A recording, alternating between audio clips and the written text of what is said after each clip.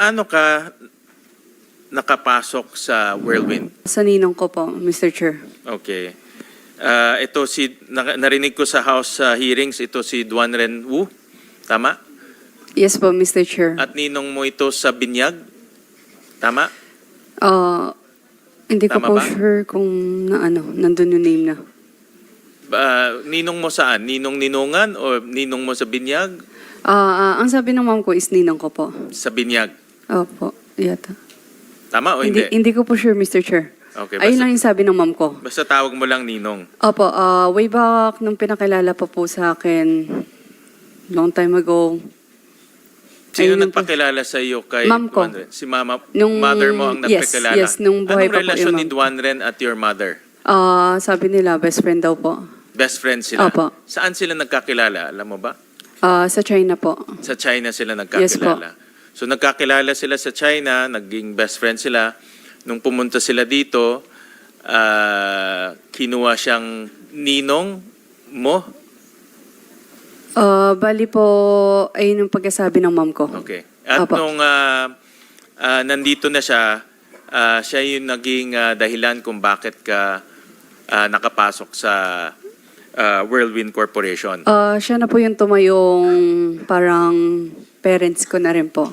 Parents mo na rin siya. Opo, pagpunta na ng Pilipinas po kasi kakaalis lang po ng mom ko. Ano? Magsalita ka ng malinaw kasi hindi na may marinig eh. No? Pakiulit nga yung sinabi mo ulit kanina.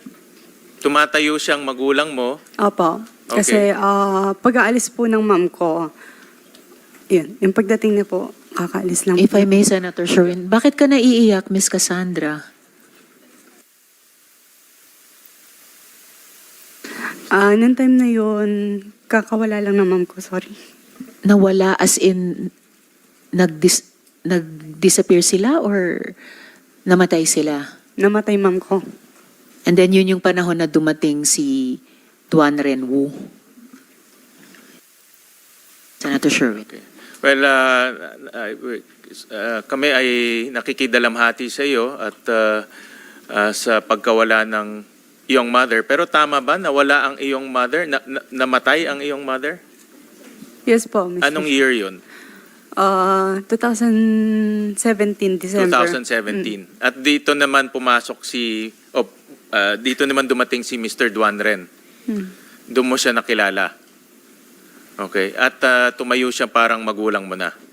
Ever since. At siya ang nagpasok Mr. sa iyo sa Whirlwind Corporation. No? Yes po, Mr. Okay. Senator Sherwin, so parang ibinilin ka ni mama mo sa ninong mo kay Duan Ren Wu, Miss Cassandra? Parang gano'n na nga po, Mr. Chair. Parang ganon. All right.